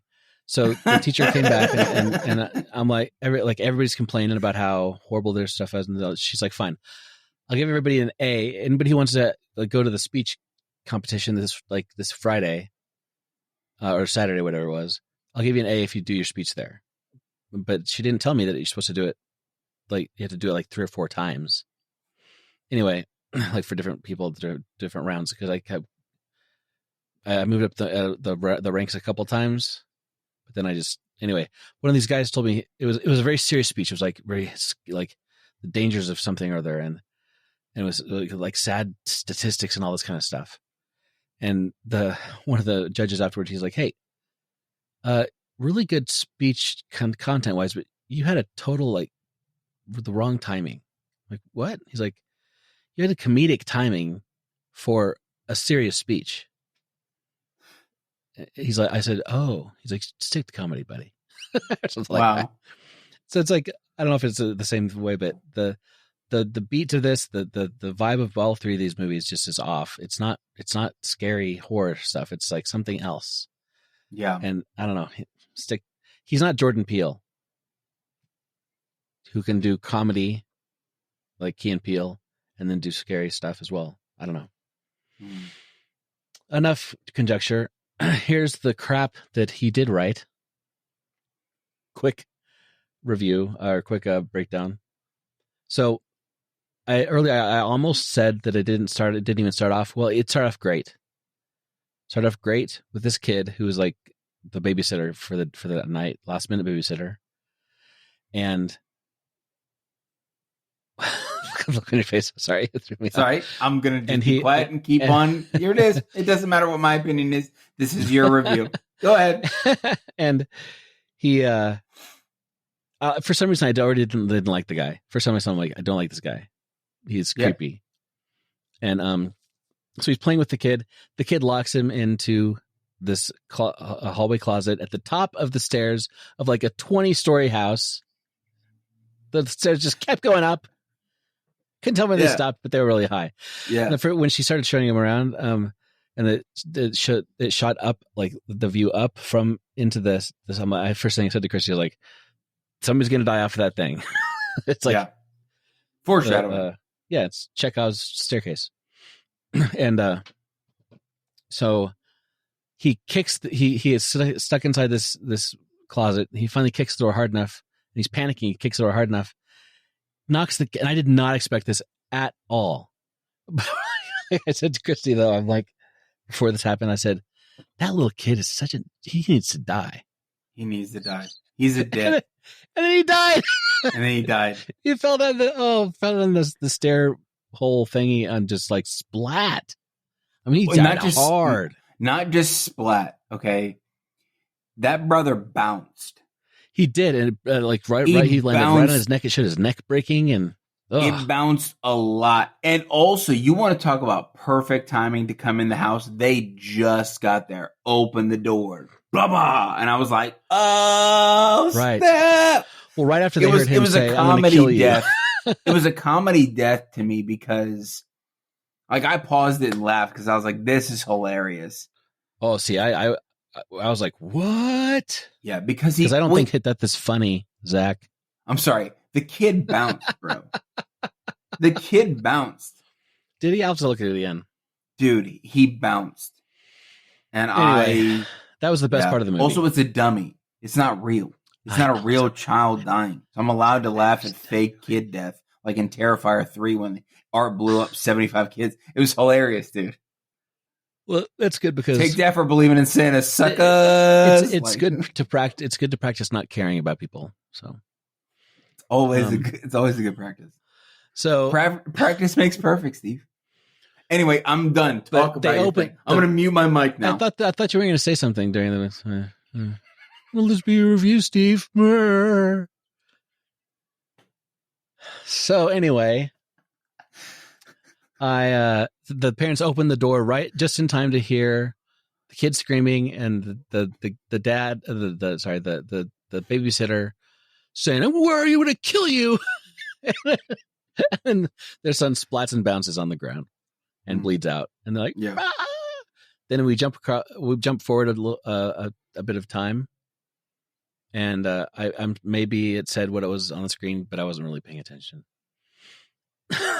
And then, but Corey is the kid's name. He's got a welding job, and I'm like, how did he not get in trouble? Did he not get in trouble for this? And we find out that he'd have to go through a court case, all this stuff, but he was let off because the judge determined it was an accident or whatever. So, but the town hates him. The town thinks he's a piece of crap because he's a child murderer. And he still is getting, bullied by the high school kids, even though he's 21 now or whatever, how old he is. And they like, he buy some beers. No. And he's like, psycho. Yeah. Called him a pedo and all this stuff. I'm like, dude, grow up here. And and he how's this go? He gets kind of sort of rescued by Laurie of the original Hollywood Mm. Halloween. The same person. What's her name? Jamie Lee Curtis. Yes, Laurie Strode. Yeah. Yes. So she gets kind of rescued by him and introduces him to her granddaughter, who she's raising now, and they kind of hit it off. And this is the first part of the movie that I'm like, because up till then I'm like, okay, I'm buying this. And then when the girl, like, out of the blue, completely falls head over heels for this dude who's like creepy looking, and like it looks like his name should be Sean, and he like vapes behind the school during, I don't know. I'll stop there. Corey's a pretty bad name too for that kid. Anyway, she falls head over heels for the guy inexplicably, completely inexplicably, and he's even though he's kind of a whiner, and the romance between them two is absolutely unbelievable and it's stupid. It's just stupid. It's like suddenly like they're like in absolute love, like out of the blue, and Corey starts going down the rabbit hole because he sees these other kids. He's getting worse and worse and worse, and he sees these kids again on the bridge. And oh, by the way, Laurie had him knife their tire, which was a really good idea. So they see him on the bridge, and they end up throwing him off the bridge, and he falls down, and then he's pulled into a big pipe, drainage pipe or something, by Michael Myers, who's still alive, but he's been hiding in the pipe for 4 years. What? He's been hiding in a pipe for 4 years? Stupidest freaking thing I've ever heard. It's like, what is he, like, sitting there eating a rat? Probably eating rats, yes. But, I mean, and there's there's this bum down there. Sorry. This person who is currently experiencing homelessness, currently unhoused, is down there. And he knows what's going on with Michael Myers. Michael Myers doesn't kill him because I guess why not? Because he sings weird songs. I don't know. But then so he gets pulled in there, and instead of getting killed, Michael Myers is choking him, and suddenly now Michael Myers can do a Spock mind meld thing, like from Star Trek. Where is this new, Zach? Dude. He's choking him, and suddenly he's like, sees all this past, and like, oh, you killed a kid too. I guess you need to not die. This was a hot topic when this movie came out, is the fact that Corey is basically the new Michael, because Michael is not strong enough to actually be a serial killer anymore. Right. So he imprints on his serial killer tendencies on this already traumatized boy, and it's like, what are we now? It's wild, because you can do that possession movie suddenly. You can do that with. So one of the problems that people had with Jason Takes Manhattan or whatever, was they developed this idea that Jason could teleport, because there's one scene where Jason is at the top of the building, and then all of a sudden in the next scene he's on the ground, or whatever the case is. Maybe it's vice versa. They gave him too many. The kids would say that's OP, overpowered. And much. So they gave him too much he's got too much HP. He's too whatever. Anyway, so but the lore developed that Jason could have these it'd be anywhere, supernatural powers, right? Yep. Because he already heals and regenerates, even though he's deteriorating. I don't really know what the heck is going on. And so the fact that they brought that over to the Halloween series, which is a little bit more grounded, is it is weird. I also don't think it's entirely weird, to give you the devil's advocate perspective. I don't think that it's entirely weird that Corey and Laurie's granddaughter get into this relationship as quickly as they do, because both of them are kind of outcasts, because Laurie is this freaking giant wackadoo in town, and her granddaughters had to deal with a lot of that. Mm-hmm. And then her mom tried to shelter her from her grandmom. And so there's that stuff. And then in Halloween Kills, her mom dies. So both kids are traumatized she has this trauma that's within her. And then Corey also has this other trauma set up in that first scene. Yeah. And is also ostracized from the town. So you have these immediate trauma bonded people. Right. That come together, or trauma people that come together and form this bond. And it's also, I can heal you kind of relationship mentality. Well, and the worse he becomes, the more she likes him. It's right. Kind of this, and so she's rebelling against this thing. She's already rebelling against this thing. And Laurie's having a difficult time really connecting with her granddaughter. And so I think but all of that is kind of unsaid. You have to really squint it into focus. Does that make sense? Like if you squint it, it makes better sense. Yep. But that's my devil's advocate for it is quick, but with the lack of explanation, you go, this doesn't make any sense. I get quick. And I get why they were like, I get the co-trauma thing, but it was the intensity so quick. It wasn't just like, I don't know, I have so many issues with this movie. Yeah. It definitely could have been done. Like a lot of that kind of stuff a lot of it could have been cut out and better stuff put in its place. And some of it could have just been fully cut out and the story would have been better. Well, I think they could have had the romance, that's fine, but it's just the intensity of it so fast. And suddenly she's like, I don't know, she just, her personality flipped just as fast as his did. And there's more explanation for why his did, because I guess Michael Myers imprinted on him or something. But Corey's character was not very well fleshed out because Corey was simply there as the conduit between Michael Myers regenerating and the final fight between Michael and Laurie. That was it. Right. He was not a main character, if at all a character, in the first two movies. And so therefore his story was never really fleshed out. You got all of Corey in the first scene. Right. But if you're going to turn him into somebody that I care about, and you're going to turn into the next Michael, theoretically, then you've got to give me something to work with other than that. And that's Corey's problem. It's Corey is not. That's not the direction that they should have went to bring Michael Myers back. You should have just jumped ahead, and then Michael regenerated, and then all of a sudden he's back, and he comes back to fight Laurie.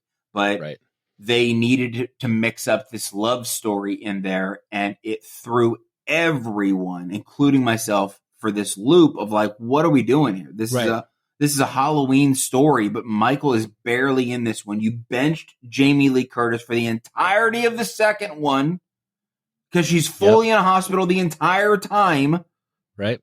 She's the main flippin' character, and then so it's Anyway, go ahead. I'm gonna mute my mic again. So it's not a big deal. But then I wrote down, wait, now he and Michael are partners? Yeah. It's Batman and Robin. He goes to kill somebody by the way, the stereotypical like loose woman with the doctor thing. I'm like, come on. Anyway. Yeah. Come on. Corey goes to kill somebody with his little mask on, and then he doesn't quite kill everybody. And then Michael comes along and like finishes the deal. I'm like, what? And then we have another poetic monologue by Jamie Lee Curtis as he's laying on the floor. And then I could not believe he actually said, Zach, Corey said, if I can't have her, no one can. Did a piece of you die? Yes. And my wife, who wasn't even watching it, she was like, "What did he just say?" It's like, Danny, it's bad, dude. Don't write that kind of crap. That's like the most throwaway line. I swear. But then he said it twice in the movie. Anyway, and then he goes back to Michael and he beats up Michael. He freaking beats up Michael Myers. What the heck? And steals his mask. No. You don't have whatever 14 films before this with Michael Myers being just this badass who just is unstoppable. And then have him beat up by like a 17-year-old kid. Come on. I thought he was 21. Whatever. He couldn't beat up Michael Myers, I swear. Yeah. Anyway, then he beats up, steals his mask. He goes crazy or tries to kill Laurie, stabs himself in the neck. He's like, and that's what he says at the same time. He's like, if I can't have her, stabs himself in the neck. And then apparently, and then the granddaughter thinks Laurie killed him. And then apparently he's not dead. So Michael has to show up and strangle him again. Like, why did you just strangle a kid who just has who had a knife, like a chef's knife through his neck and larynx and everything? Why do that, Michael? He stabbed himself in the jugular, like right where the jugular would be. He was dead. He died. Then he went to right. And then Michael comes along and chokes him, and he's alive again, and he can see Michael choke it. It's like, did you put that in the wrong spot? Is this an editing problem here? I don't understand. Yeah. Anyway, it was crappy. And then they do the thing that they did the second movie. They were parading the body around town. And the policeman's like, that's not the right way to do it. He's like, that's how we're doing it now. It's like, what? So you're talking about Michael Myers now. Yeah, they put I'm sorry. They put Michael Myers on the top of this car and they paraded him around town to show everybody he's skipped dead. Jamie and you skipped the fight. Oh, because I guess I didn't care. Okay. I was like, dude, we're talking about Corey, and then all of a sudden we're skipping to I totally skipped Michael around. Totally. Why does Michael need to finish him off? And then I typed whatever. Yeah. So you were done. Okay. You were mentally checked out. That checks out. But there was a good fight between Jamie and... She throws a refrigerator on top of him and then breaks all his limbs, basically. She stabs his hands into the counter with the knives. And then he tries to get away, but she breaks his legs.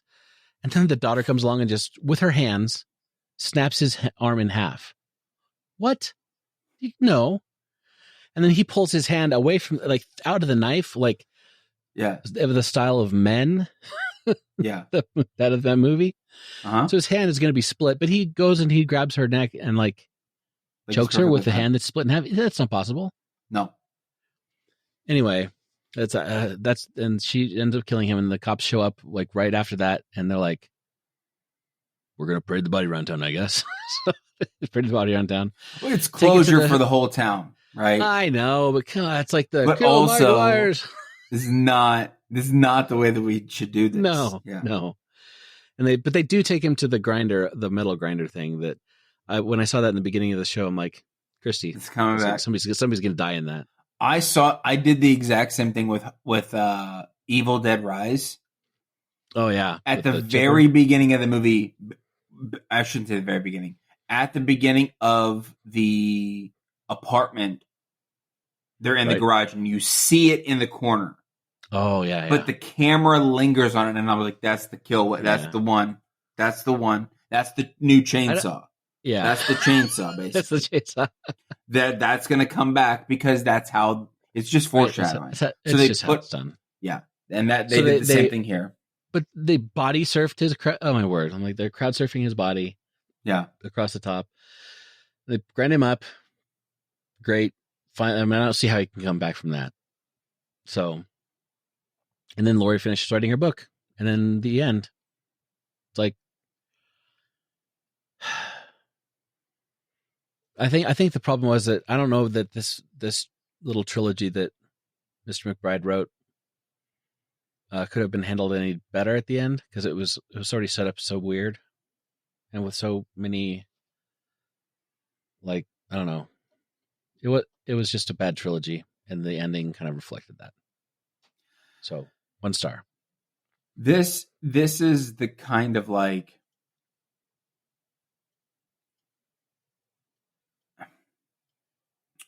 so we have these quote unquote beloved 80s, 70s and 80s slasher characters Yep.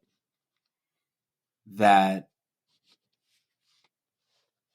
we could do a very good job with now that we have better Right. writing techniques and all of that stuff, and less cocaine Special in the writer's effects. room and all of that jazz, right? Maybe that's the problem. And no, More it's not cocaine. it's not the problem. It's not the problem because there isn't a good Friday the 13th movie. There isn't a good one. Right, true. What? Right. Like it's like they have all of these ideas. I mean, Halloween 3, for crying out loud, didn't even have freaking Michael Myers in it at all. It was this supposed to be this anthology kind of thing that Carpenter and his partner basically were like, yeah, we're just gonna phone this in.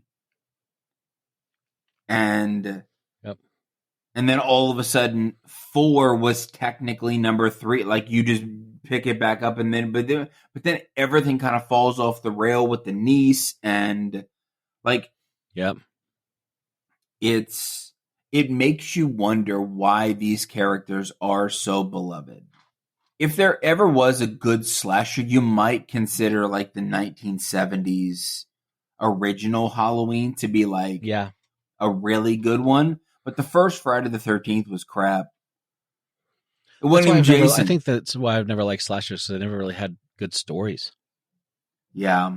But you have these beloved characters that,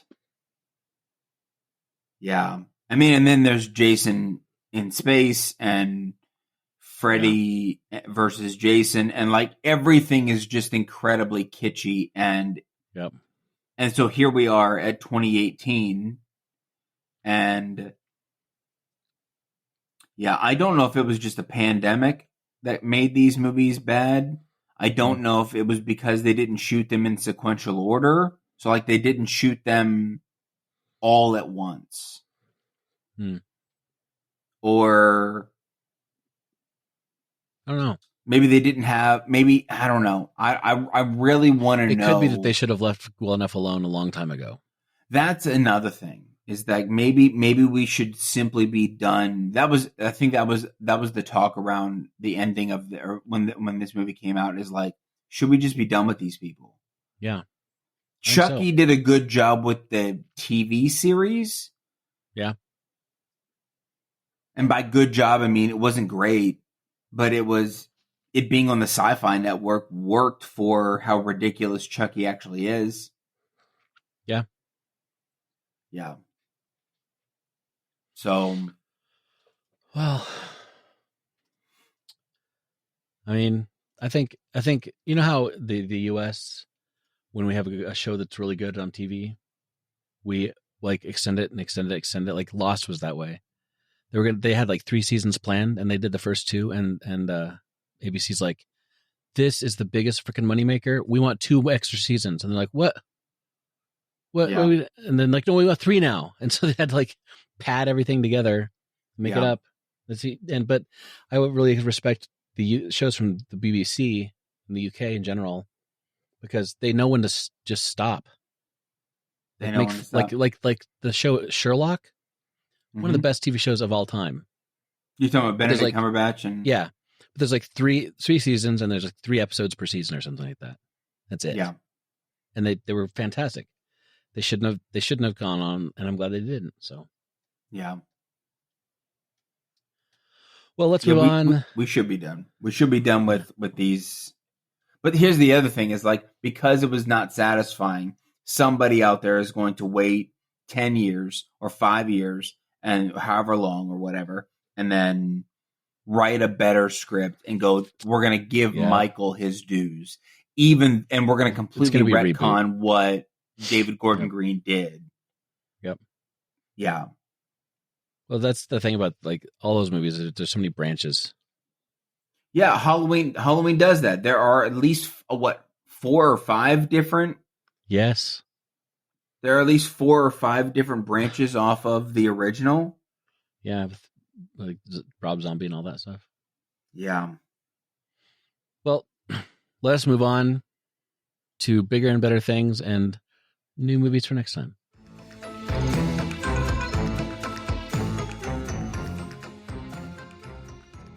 All right, Zach. I want to give you a movie. Here we go. That you haven't seen before, according to the Letterboxd. Okay. I'm going to give you the movie. One moment. Have you seen the TV? By the way, while I'm looking this up, have you seen the movie, the TV show Severance? Okay. Gosh, I've asked you about this. Just yes, quick yes or no is fine. I saw the first episode. Okay. Before I started watching Candyman today, I was going to watch Severance. And then I realized I'm not really into it, and I don't really want to watch it right now. And so, no, I've not seen all of. I've saw the first episode. I'd recommend trying that again. By the way, second episode's very, very little hooks you a little bit more. Okay, Kirsty was the same way. I want to like it. I think if you get through a couple episodes, it's like it's right there. It's really good. Anyway, I'm going to give you a movie, the 2006 classic horror movie, Severance. Ooh. Totally not related. You brought this up last week, I think. You said I did. You said I recently saw. You said that you saw it. You were like, it's a businessman, but he's got his head cut off. Yeah. So, I would like this is a comedy horror movie. I think it'd be fair to say. The Office meets Friday the 13th is what it is. The first review. Oh, that's a good way to put it. Yeah. Okay. So Severance. Yeah. Funny enough, as I was looking up the movie Severance or the television show Severance today on the Apple TV, this movie came up because it's the exact same. Yeah, you type in Severance and you get all of the things that are related. Well, this is streaming for free all over the place. It's got Prime Video. Looks like what's this? Something at home? Hoopla, Plex, Pluto, Roku, and Tubi. Awesome. Yep. I'm going to add the link, do the thing, paste it, and there it is. Okay. All right, buddy. You said to me, oh no, that you were into some 2000s core. It's part of the reason why you were going through the Final Destination franchise. I was into that yesterday. Well, you're about to be into it next week because I told you I'm glad I now know this because I'm going to look up a totally 2000s core horror movie. It's going to be great. I'm going to give it to you.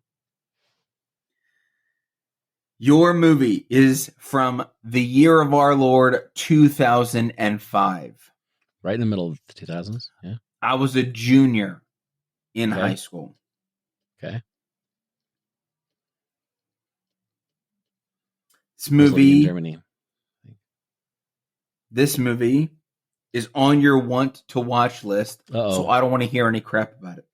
Okay. There's too many things on my watch list.